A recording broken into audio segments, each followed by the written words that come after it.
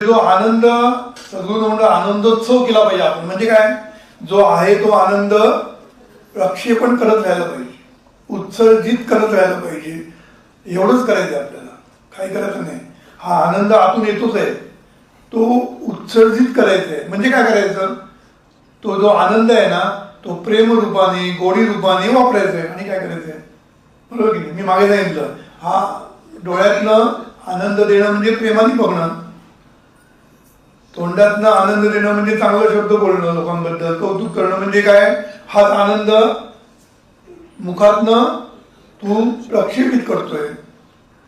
म्हणून आहे तो आनंद तुम्ही प्रक्षेपित करायचा आणि काय करायचं नाही. म्हणून मी आता शब्द काय बोललो, आहे तो. आणि आहेचा संबंध आहेशी आहे.